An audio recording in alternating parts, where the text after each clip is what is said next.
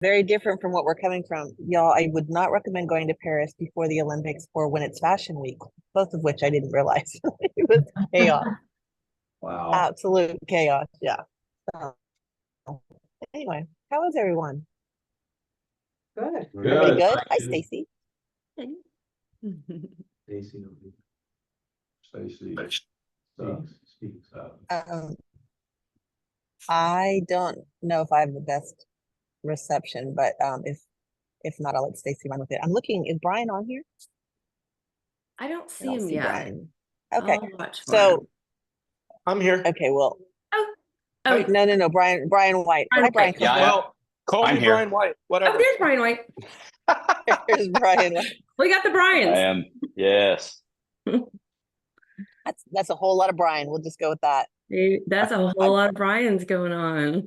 I love it. Hey, Brian White, how are you? I am good. Good morning. Good Good to see you, my morning. friend. My location is not nearly as pretty as yours, though. Yeah, it is very pretty, but it's been interesting trying to be here in all these different time zones and weather conditions because it's 60 degrees. So we went from, really hot to, if it's below 70 degrees, you guys know I'm cold. So, but this is fun. So I'm excited to see you guys this morning. I will probably mute out here in a second, but for y'all that haven't met Brian White, well, first of all, are we on time? We are on time. What time is it? We're good. We're like 2 minutes after, so we're good.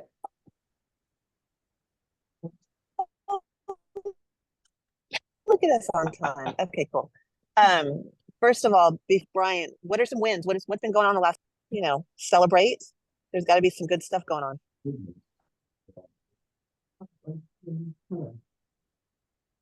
Y'all do this every Friday morning. You can't be this quiet because it's 4 o'clock my time. I mean, we feel a little guilty in Atlanta because, we listen to most of these people who are Austin people. And we've all spent a lot of time in Austin, and Austin always leads the country as far as just appreciation and business. And now it's a little different. And actually Atlanta, I mean, we're up this year where you're down, and so we feel a little bad saying that, but our business still is pretty decent. Even though we have one question for y'all, because I know, the common thing amongst you Austin people is, I mean, a couple of weeks ago, y'all were cheering, you got a price reduction. So, is it all price ranges in Austin that are affected, or really the high end? What's up, brother? Good. How about you, man? What's happening? Yeah, you too. Mute out Todd for a minute. Todd Bailey. There you go. Well, we've got all Texas on here too. So, I mean, for Austin, what are you guys still seeing? I mean, I know what I'm seeing. I'm putting things under contract, but it's only after I'm getting price reduction. But what are you guys seeing that you want to share with Brad? Brian, you're in Dallas. Same thing over there? No, everything's selling. Regardless of price point? Yeah. I put 1.8 million under contract last week. New construction put 500 or 600 last week in one weekend. Stuff's moving.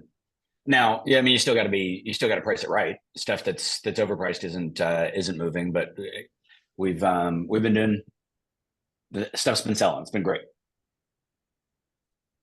Austin Pete's.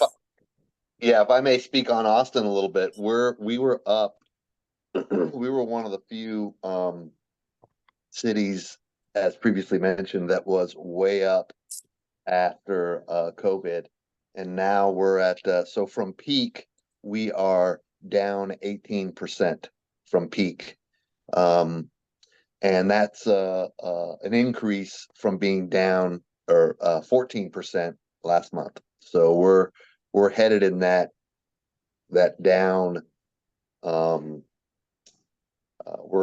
Prices are dropping. I think what I'm seeing is even in areas where where inventory is still at one, like I think it's let me look at my map here, like 1N or 78731 or 78759, where inventory is still at like 1 month days on market aren't matching that. Days on market are still at like 60 or 70.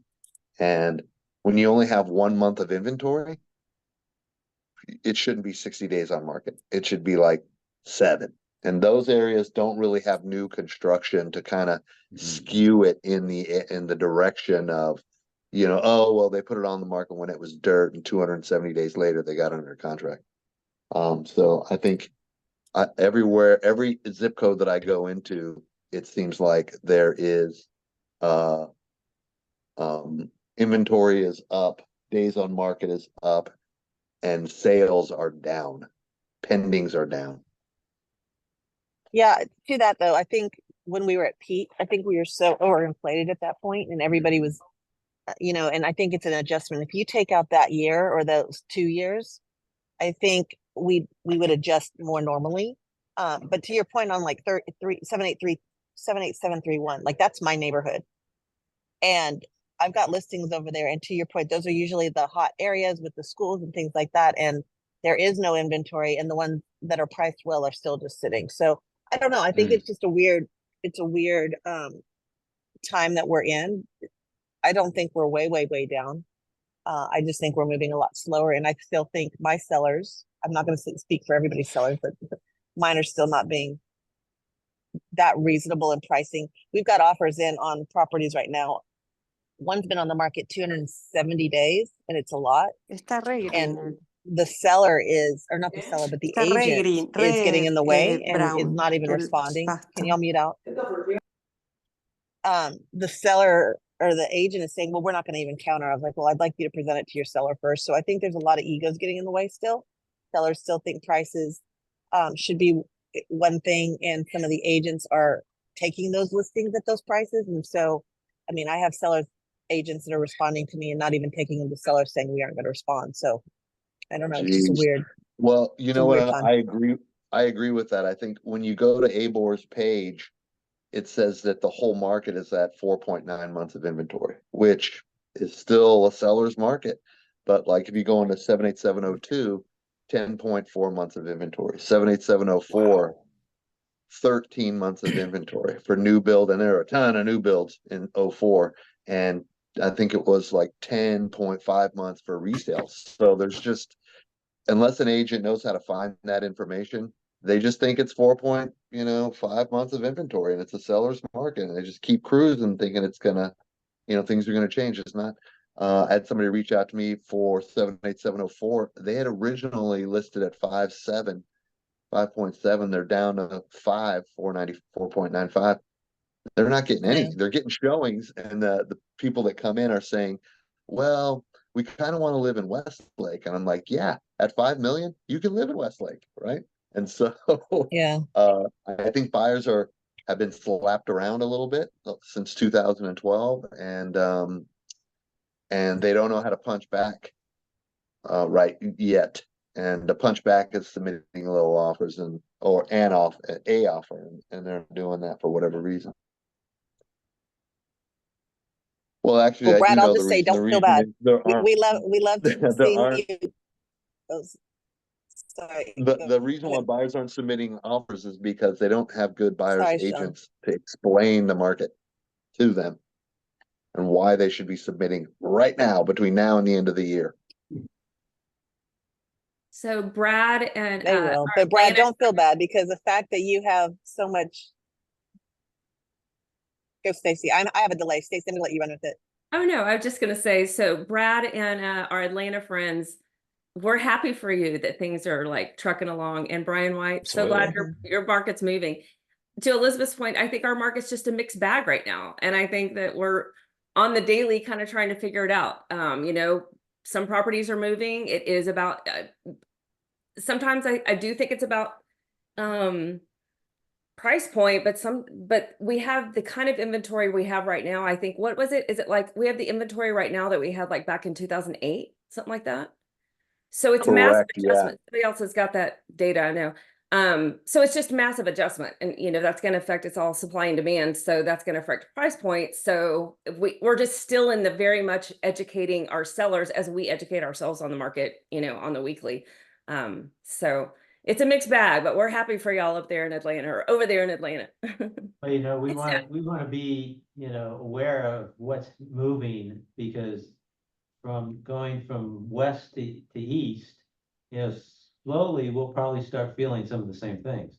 So we want to try and be prepared, because there are areas in Metro Atlanta that inventories are rising. And, it's a little slower, but it's not quite like what I heard last week from Todd on certain zip codes in Austin, where you've got, you've now got a buyer's market, and, you're sitting with a high average price points.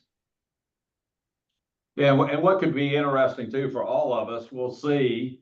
I mean, my smart money people feel like that rates will continue to come down this year, possibly into the high fives by the end of the year.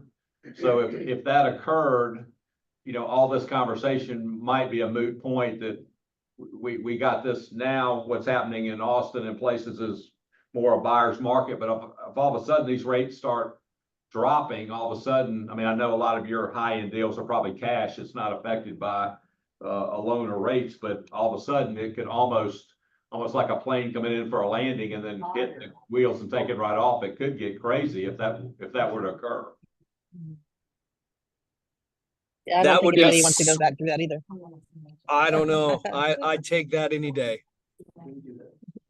I agree Well, with that. I well- think once rates start to drop, there we're gonna see buyers come back. I think when I hold my own open houses, the majority of people that come in don't have their agent with them or aren't working with an agent. And so I think from my,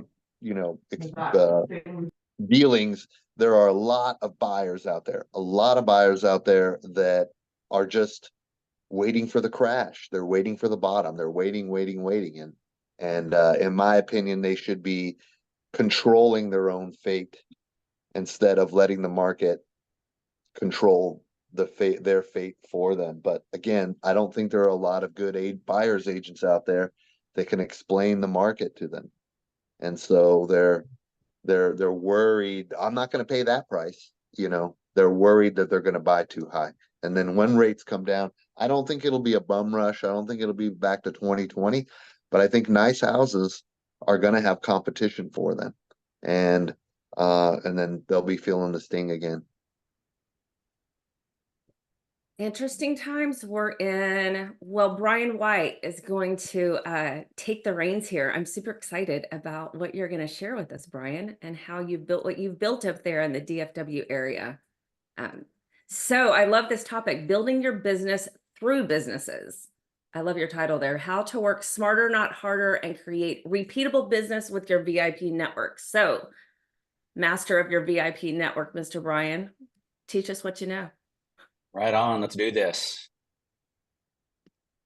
So just super fast. Some of you know me, some of you don't.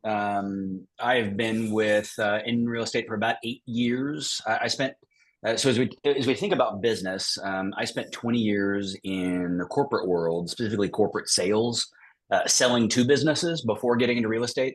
So that's kind of my lens on the world. That's actually how I met Elizabeth, is I worked with and was friends with Wes for 4 years before ever getting into real estate. I'm actually going to talk for a second about something called Success Space, because we are the first. We opened the first location and a new concept that is owned by EXPI.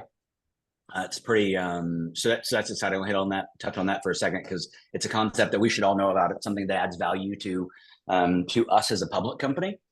I have been married for 25 years. My boys are now 22, 20, and 17, and that's pretty awesome. The last thing I want to talk about is just super fun. As of Monday of this week, we hit number 9 in Texas as an individual team. And I share that because we have in the past had agents, we have grown agents. And for what I figured out, and I made the decision, I was much more honestly aligned with EXP overall growing virtual team than I was having agents directly working with me. And my business has been more profitable and has grown since making that decision. So we are a solo agent, and that's been a great move for us. So let's talk a little bit about SuccessSpace. So first, just show of hands, who has seen? Can you Yeah. can you repeat what you just said? I'm sorry about from growing a team to becoming a solo agent. Yeah. Sorry, I missed So no, you're totally great. So we had 3 or 4 agents on the team, and our experience was much of the team business was us generated. And by me generating the business and handing that off, I was less profitable than running it myself with salaried people working for me. So salaried assistant, transaction coordinator, that sort of thing. So I'm taking that shift and either running the deals myself with staff rather than having agents taking a significant split. Nothing wrong with that split model for a lot of people. But when you talk to a number of large teams, profit continues to be a challenge and continues to be compressed. And so I'm working that balance of trying to keep more of the profit in our own pocket. And a lot of the things that I'll talk about today are ways that are you can create marketing that is more profitable and has low or almost no cost. Did that help? Very much so, and I'm moving in that direction as well. So I'm excited to hear what you have to say. So, thank you. And yeah, you're welcome. And EXP's model is brilliant too, right? Is if you want an agent to work a deal, it's pretty easy, right? You can find somebody in your downline, you can find somebody here in this group, and you can find some really talented people to step in and help without having to have the infrastructure, have the team meetings, have all of those things. Again, some people do that really, really well, and I applaud them for that. That just wasn't us. So quickly, I'm going to talk about SuccessSpace. So SuccessSpace is Glenn's baby. I assume, can you guys see my screen? Yes, Brian. Yes, we we can. can. And I'm glad that you're going to talk about them. I don't know if everybody's even known that we have these SuccessSpaces. So this is so awesome that you're going to share this. Thank you. Yeah, sure. So everybody's familiar with Regus. We know that's a benefit of the company. Well, so Glenn had a vision for really. It started with, if you've got brokerages that already have offices, how do we create a revenue stream for them? How do we take something that is for in many cases a boat anchor or a cost center and turn that into a profit center or an asset? So SuccessSpace is like a Regus, except in that it is a co-working space, right? You can go in an office in a common area. You can actually go and rent private spaces as well. So showing you this here.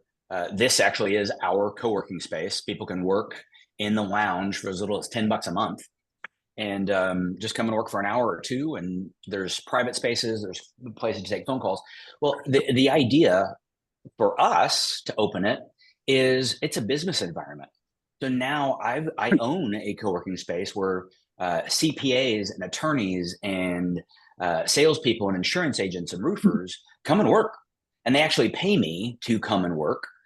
Some of them have private offices, some of them use conference rooms, and that's a way for me to stay in a relationship with businesses. We also have a cafe. So think about Starbucks with better food. We serve breakfast, lunch, dinner. We serve beer and wine. I like to say that we serve, if you want wine in the morning and beer and coffee in the afternoon, no judgment. More than happy to serve you whatever works for you. The last thing, though, that I guess two other pieces. We host events in the evening, so we use that lounge that we just talked about as an event space. Again, I host buyer seminars there. I host a VIP networking event for other businesses. I'm going to talk about that in a minute there. And then my win that I did not celebrate was that we hired a coach that started with us on Monday. So SuccessSpace is it's cafe, co-work, and coaching. Those are 3 revenue streams. And it's an exciting extension to our real estate business. Any questions on that before I move into the meat? So Brian, so Yeah. this is okay. So do you guys actually own the building? Yeah, great question. So, and I should start with, this is a franchise. So we know several years ago, it's been 3, maybe 4 now, we bought Success. It is an affiliation with a Success brand called Success Base, and they are franchises. So you purchase the rights to an area. We do not own the building. We'd love to own the building, but the area we're in, that math doesn't work. So the ideal footprint for a Success Base is about 5,000 square feet. We found a location that is 7,250. So we're roughly 50% bigger than the target footprint. But no, we lease a space in a high traffic shopping center that also has a Best Buy, a PetSmart, and a Lowe's in it. Super smart. So then you guys own a franchise then of Success? We do. Yep. Okay, that's way cool. Yeah. So we actually also own the development rights in North Texas. So if anybody would like to open one in North Texas, then we would love to have that conversation. that's super cool. So a group of us really could go together. Yes. And go in on a franchise. Got Yeah. it. This is way cool. Well, I knew Carrie Briner. Briner, have you ever listened to Carrie Briner, what they're doing? Well, I've listened to her. I don't know. Yeah. They've got a co-working space that they put that they're doing a very similar thing. It's just not a Success, which I love it Yeah. that this is a franchise of Success. So this is way cool. And it really is such an ideal extension of a great real estate business.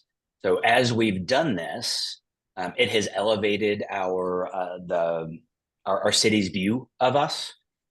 We're successful business folks in the area, right? But suddenly we're also employers of significantly more people, and so that's elevated our perception and elevated our conversations with businesses as well. So that's been a great side benefit. Yeah, really cool. Very cool. So let me figure out how to switch back over to the presentation. Okay, Hey, so yeah. Oh, sorry. One quick question I had was, is there any type of restriction on what types of businesses come to work out of the space? No. I mean, you can, Super right, interesting. so if you're a landlord, or if you have a landlord, then you've got to work within their parameters, right? So as it happens, I am looking at an Ebby Halliday office that's about 150 feet from my location. So I can't operate as a brokerage here. I don't hang an EXP flag anywhere. I have people in my space that have a small independent brokerage. I have a couple of agents from Real. I have a couple of agents from different brokerages that are also here renting space. Number one, great, happy to have their money. But number two, right? If they're in my space and I get into conversations with them more often, am I more likely to be able to have other conversations with them? Absolutely.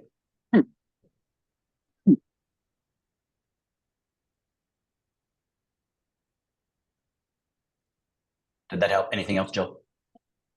No, that's great. That's super interesting. All right, so I'm going to jump into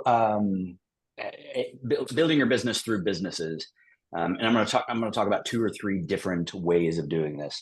I'm going to start with what I'm talking about is building a VIP-based business. So identifying not just building a VIP-based business. So what we're looking for is a group of people that could give you 4 leads per year. Right? We're just saying not all of those are going to close, right? But those are introductions to 4 people per year, at least, that could turn into business in the future.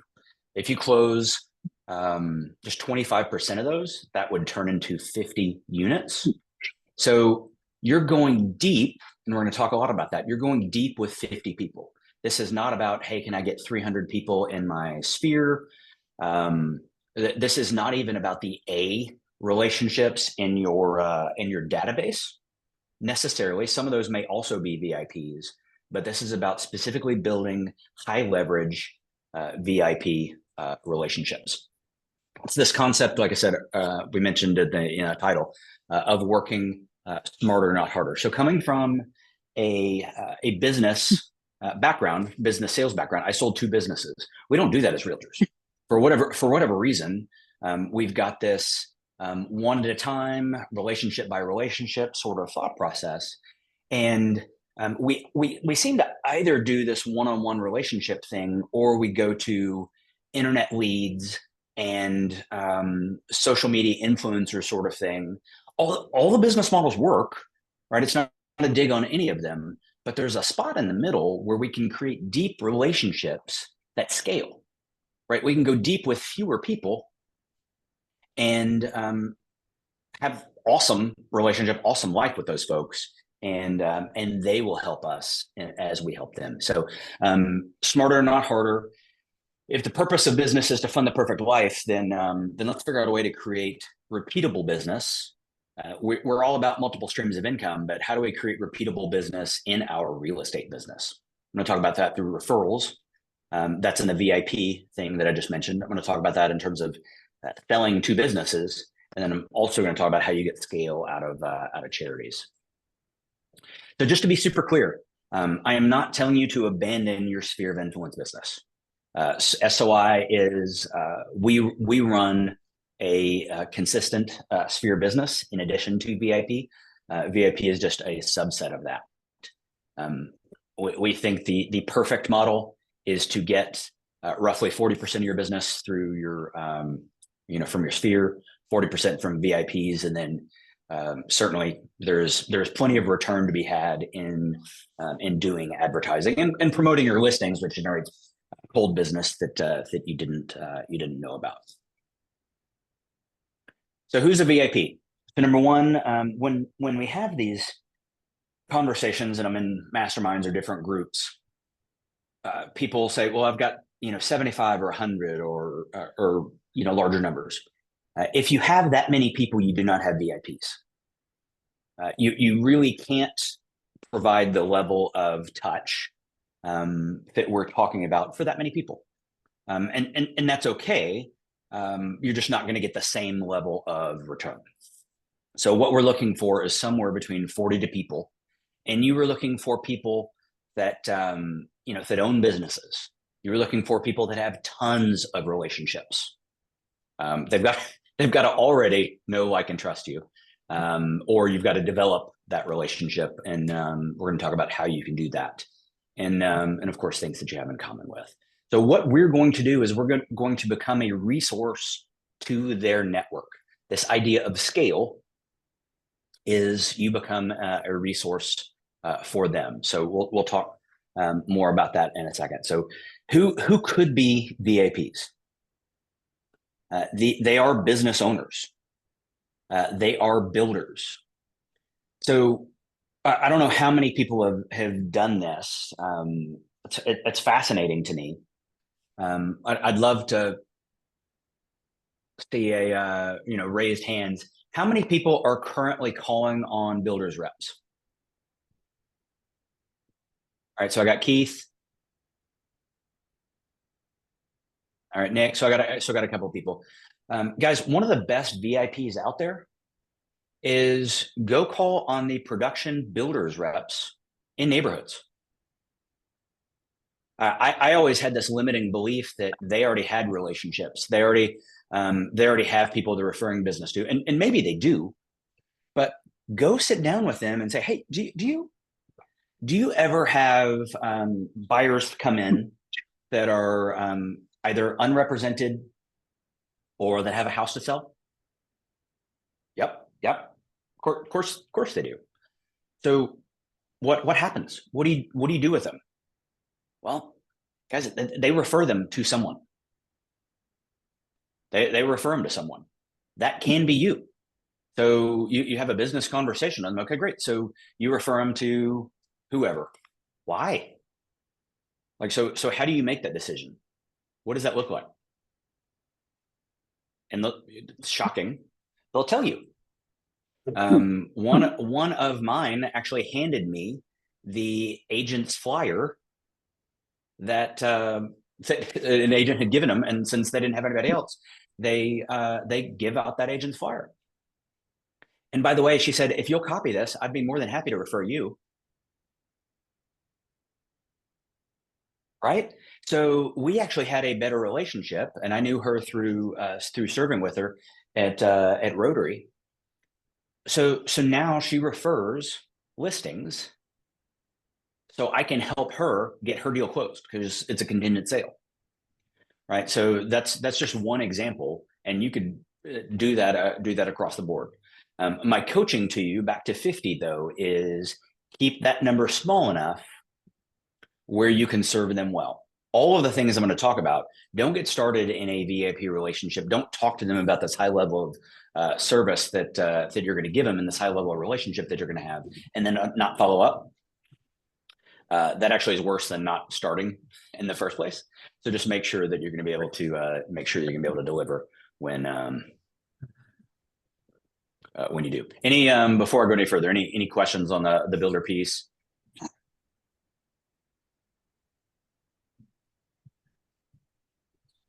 Awesome. Okay. So other VIPs are HR directors. So you guys may know, I know in my area, community newspaper publishers, magazine publishers, the best VIPs are financial planners, lenders, estate attorneys, and insurance agents. Our goal is to sell through their network. And by the way, to do the same for them. So for businesses, and this is, I'm surprised when I talk to people that we don't know, we are everyone in every industry's best referral source. Statistics show that for every real estate transaction, we create something like $85,000 in economic value. Right? That's not in the real estate itself. That's in real estate commissions, mortgage, title, insurance agent, painters, plumbers, movers. So in every deal that happens, all of those people are referral sources for us. So who are we like going to battle with as our insurance agent? And then meeting with on a regular basis, making sure that every one of our clients at least gets a quote from them. That I'm going to talk here for a second about questions to help discover a need for various resources as well. So the VIP network, this is not just Sphere. This is how do we build business relationships.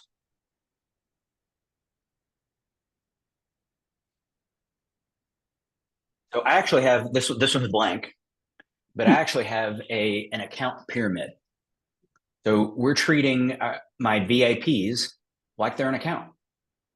So at the top of the pyramid, we think about that as channel account. So in my old corporate world, I sold servers and storage. Many times we didn't do that directly. We had channel partners that actually did the selling for us. Right. So we went and established one relationships and they went out and made sales calls for us. That's what we're talking about. So why does an insurance agent refer their network to us? Well, because we refer a lot of business to them. So if we're their number one agent, are they likely to refer things back to us? Absolutely. I have a financial planner that I work with that they're one of the largest planners in North Texas. When they have an opportunity, particularly when they have somebody that's retiring and selling their last home to go into retirement, well, they refer me that business. And I refer them as a financial planner anytime anybody asks. So from the top, I literally rank in terms of channel accounts. This is people that can refer 10 deals per year. Then accounts, right, are people that can do one per quarter. Down below that are people that have referred me 3 deals ever,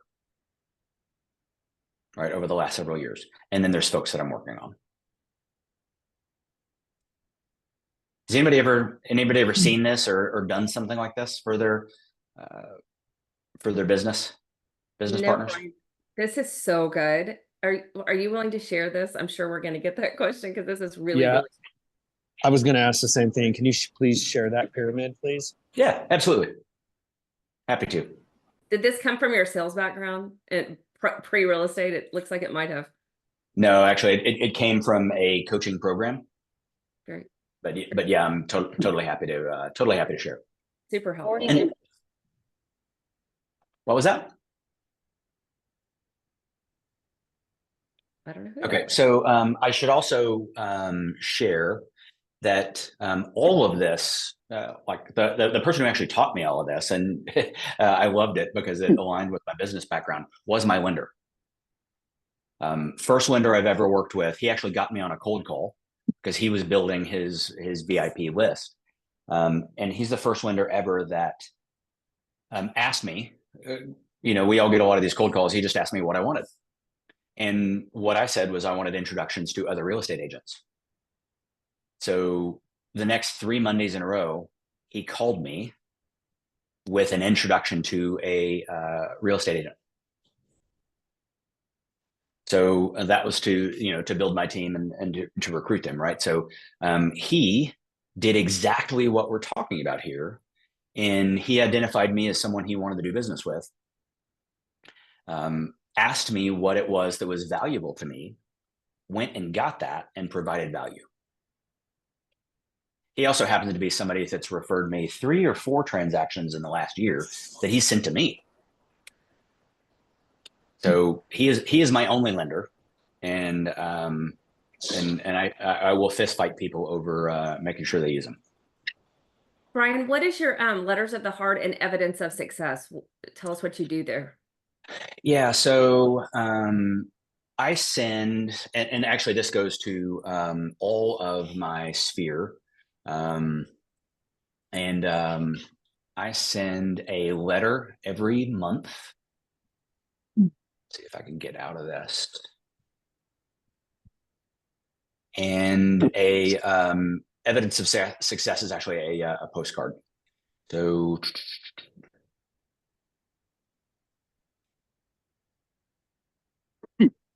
this is a letter that I write every month. You can see it's in Canva. It's got a QR code down at the bottom for ways they can get a hold of me. 90% of this is personal, but it has my business logo up here. I make some comment about real estate. And I have been over to 2 people's houses in the last week that had this on their counter.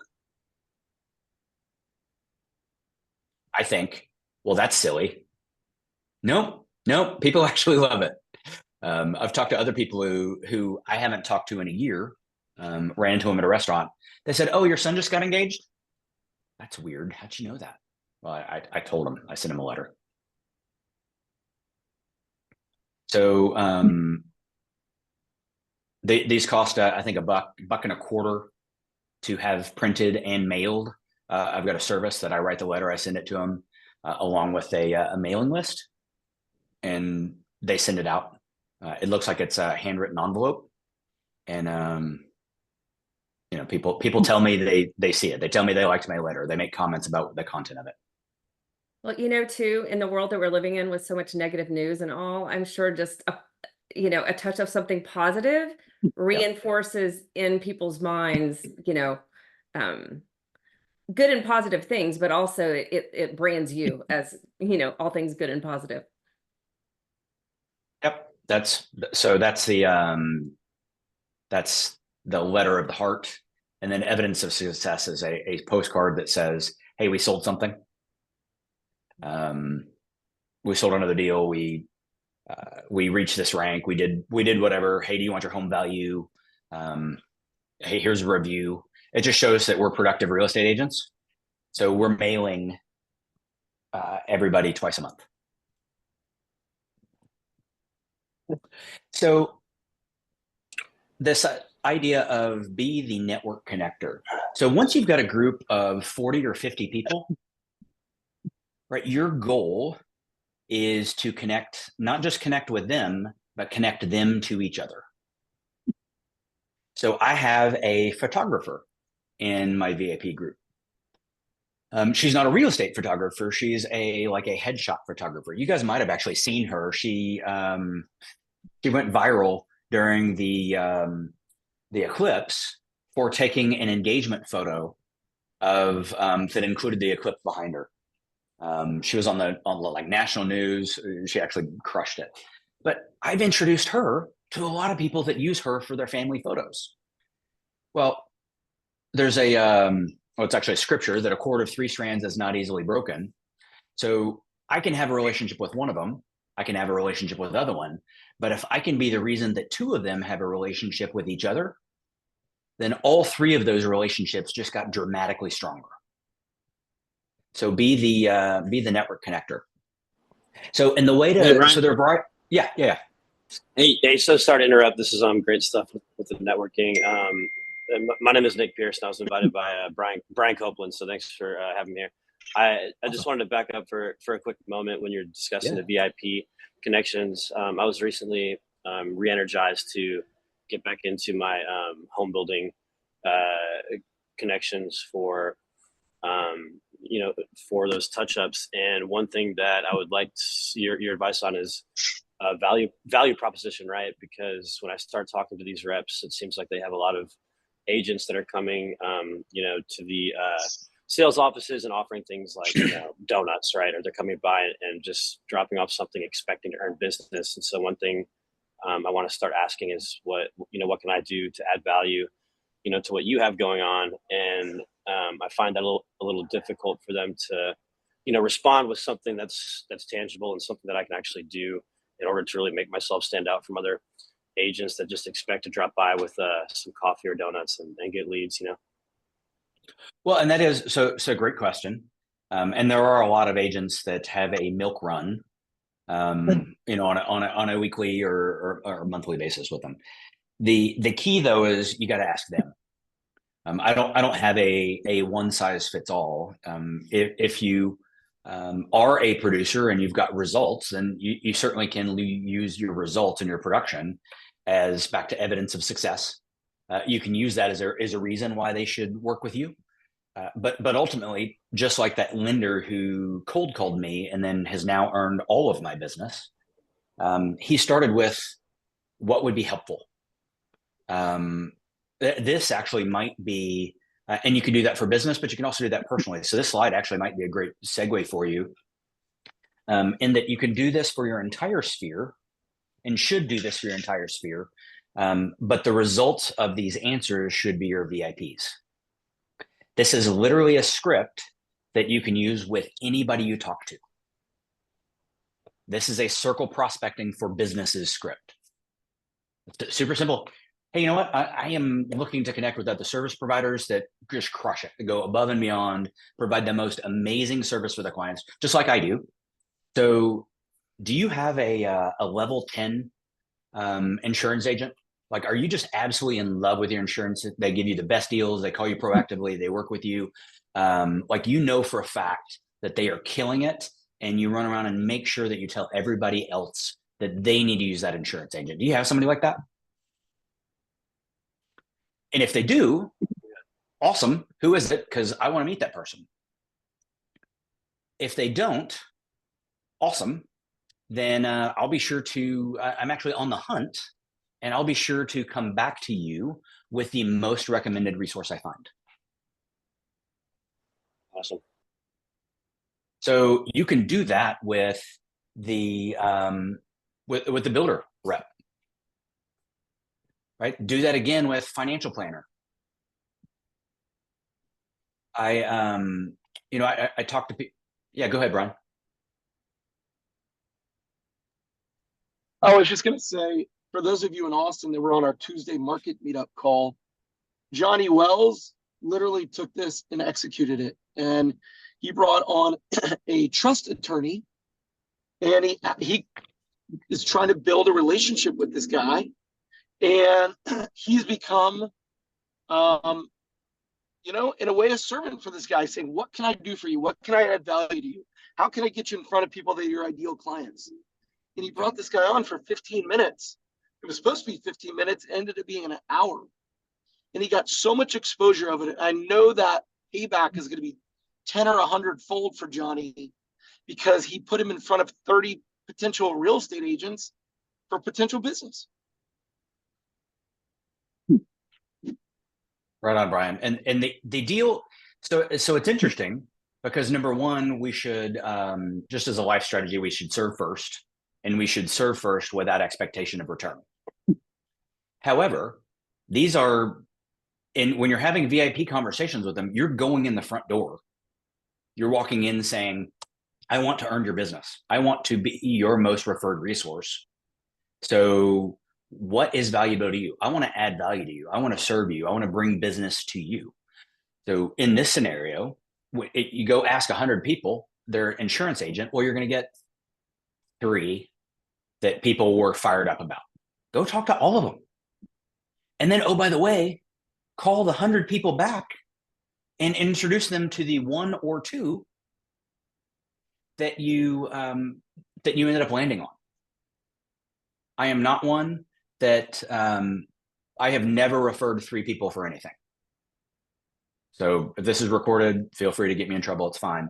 I refer 1 person with a caveat, and you're welcome to use anybody you want to, but I think that great relationships and great referrals are super valuable. So I'm going to recommend you use this person, and you're welcome to use anybody else if you already have a relationship. And I go hard for someone. So ask about insurance agents, ask about financial planners. Absolutely. Trust attorney is brilliant. That's a great one. Family planning or family attorney is also a great one. Unfortunately, people get divorced. It happens. So we're not encouraging that, but we certainly want to make sure that we serve them when that happens. CPA is a great resource. You should shop your CPA services. If your CPA is not referring you business, move. I'm not kidding, right? Anybody who is not also referring you business back, that relationship needs to change. And I'll get to a little bit about why in a second. So is that just show of hands? Is this something we can all do? Like, can we follow that script and refer people that way? Yeah, Brian, I love what you just said too. Of anybody that's not referring you business, it's time to make a change. I think we all need to, on the regular, take inventory of who we're just consistently funneling business to, and it's not coming back. I think it's 2 things. I think we need to ask ourselves, why wouldn't they be referring? Why are they referring to, I can see who they're referring business to. Yep. Why are they choosing them versus us, for instance? But then, is it time to make a change? That's really good. Really, really good. Thank you. And Stacy, look at the flip side too. That is the great question. Why aren't they referring me? And you can ask them that question. So, hey, what's happening? And are you referring them? Yeah. So, and if you're not, then you should be, because don't have an expectation they're going to refer you if you're not also leading the charge for them. So hopefully everybody is affiliated with, serving with, giving to a charity or charities in their area. So, and by the way, I've had this conversation with our brokers. I didn't put a lot of words on the slide for disclaimer reasons, but I have charity business development people that know I will deposit $1,000 for any referral that closes with me. So I've gone and had that conversation, and they have. I don't have anything that's closed yet, but they have made relationship connections, and I have several people that I've had that conversation with. So totally, our brokers were totally on board. I encourage you to have that conversation with them as well. So don't take my word for it. go talk to them. But you don't pay it as a referral. But when a deal, because that doesn't work, obviously, that breaks the legal rules. But you can make a donation in your buyer's name. If you really want to open up the disclaimer, then you can offer them 2 or 3 choices, and they can choose one of them based on when it closes. But you can absolutely do that as a lever point and as a way to increase your sales force. I heard somebody unmuted, I think.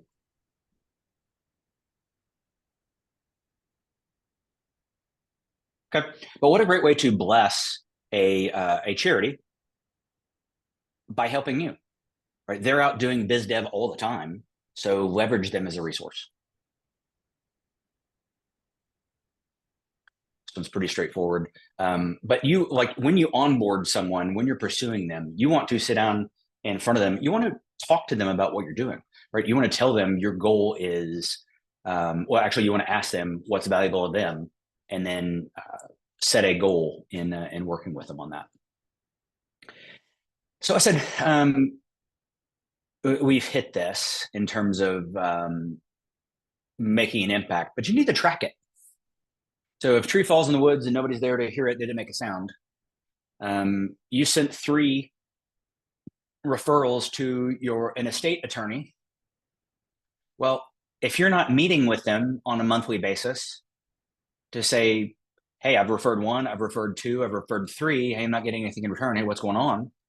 Then are you getting the value back out of the relationship you set? And oh, by the way, how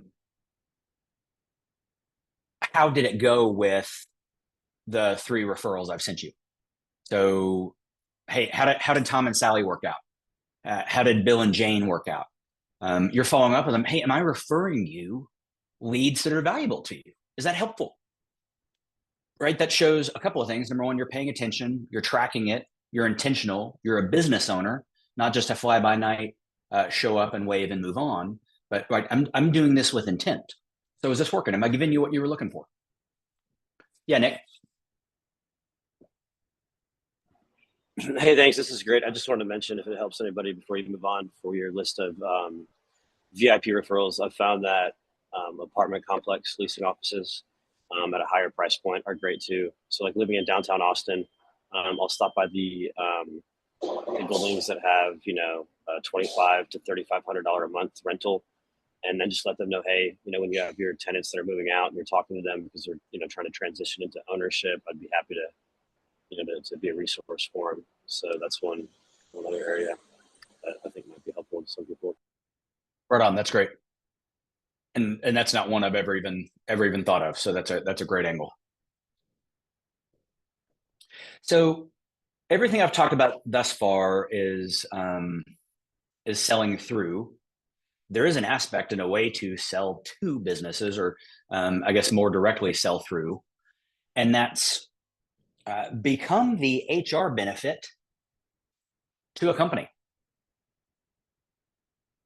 So I lead a men's group, and just in conversation and relationship with one of the guys in my men's group, well, he owns a company with 60 employees across the country. Okay.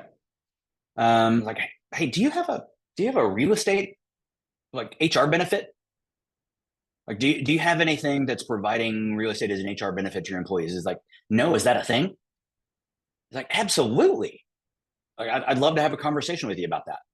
So he set up a meeting with his HR director, and they opened up a Zoom for me to present quarterly to his entire team nationally on real estate. We did that in March. So far, I have 4 leads. Wasn't hard. I got myself and the lender on a Zoom call to talk about what's happening in real estate nationally, how they could prepare. And then, oh, by the way, my lender, who can lend in all 50 states, is willing to waive the $2,700 in lender cost to get their business. So we present that as a team benefit. We're saving their clients money.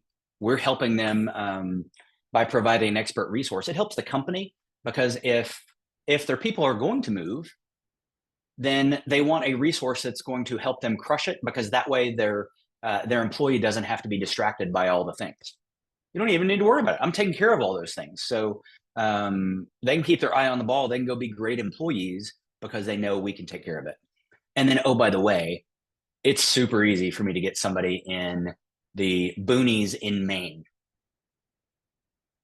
and get a referral for that. It's the value of the EXP network is awesome. Any questions on that? This flyer on the right is actually the flyer that I printed out and that shared and gave them. And yes, I'm happy to, if anybody wants it, I'm happy to share that too. I knew that question was coming. I'm glad that you Yep, totally. And this is in Canva. I'll actually make a copy of it and share it in Canva so you can actually use this and just swap the thing out. So awesome.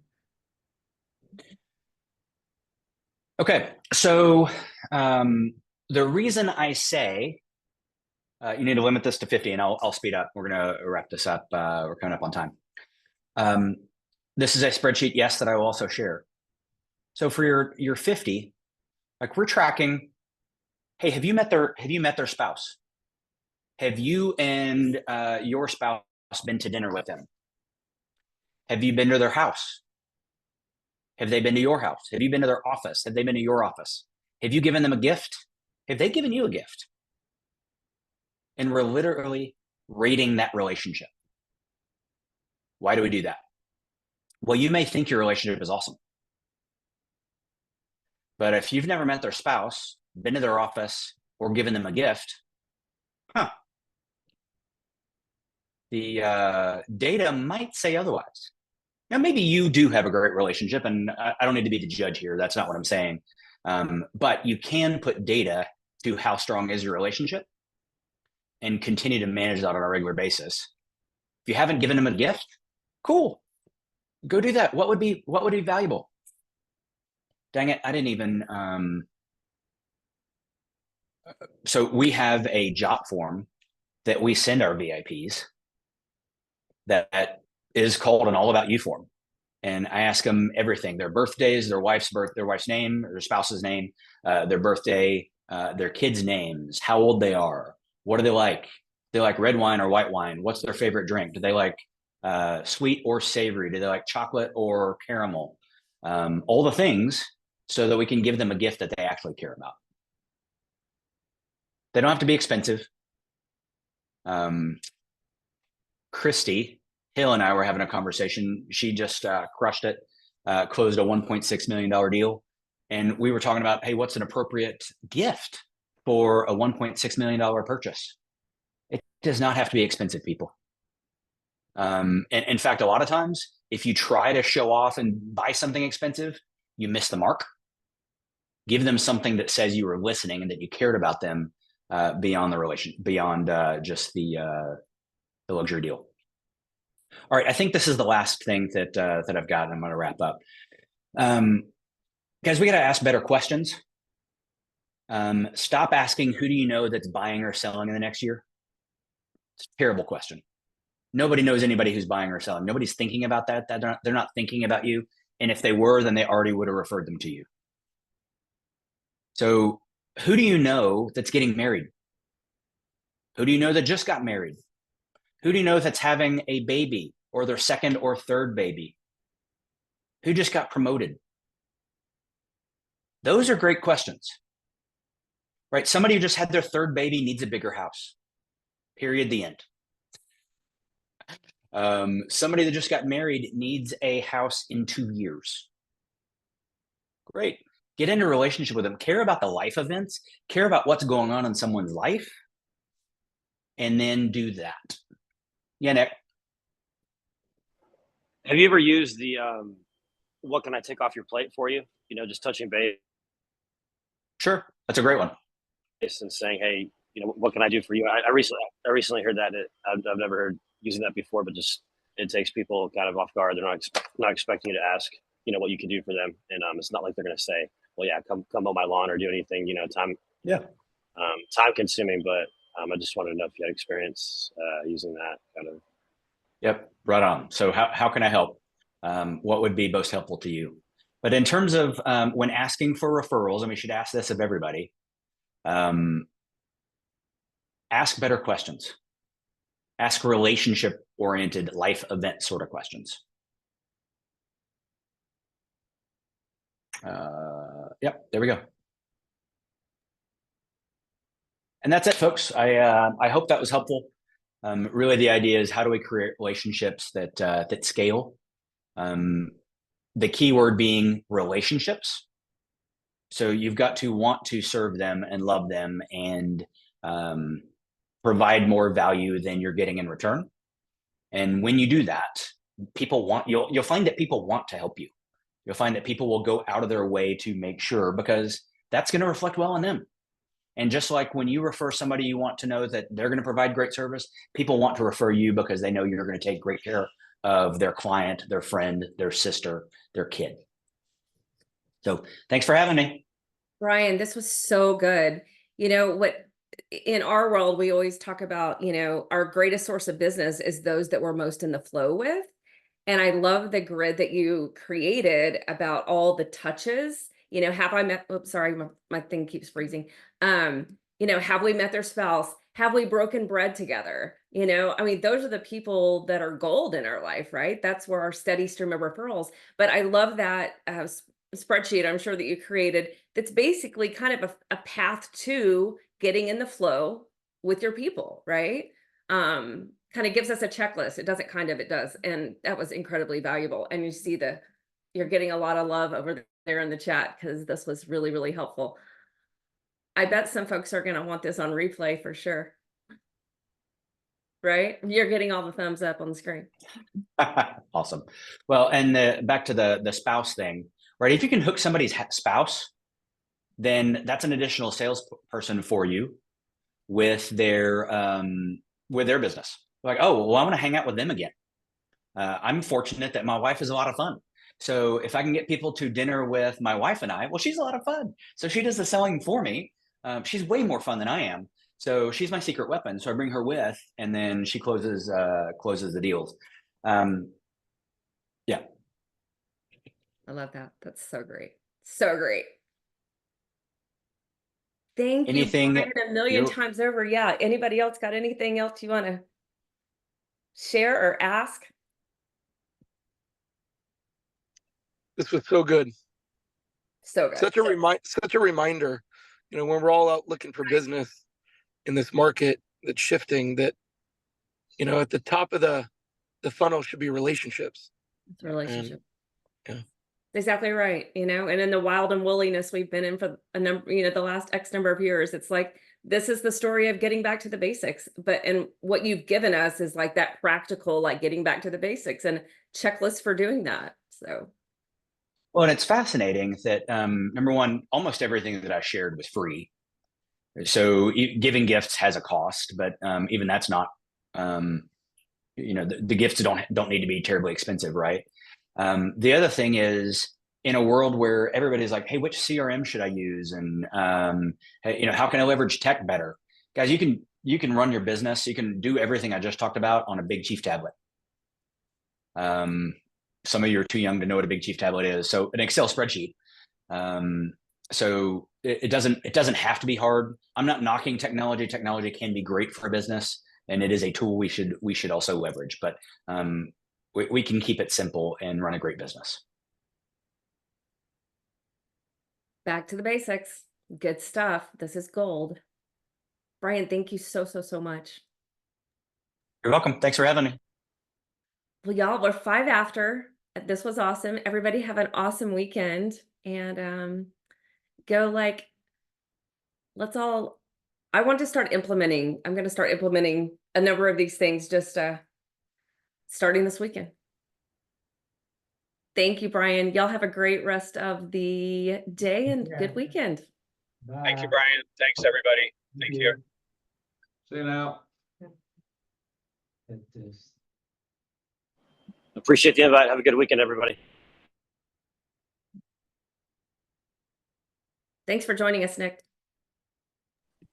Thank you.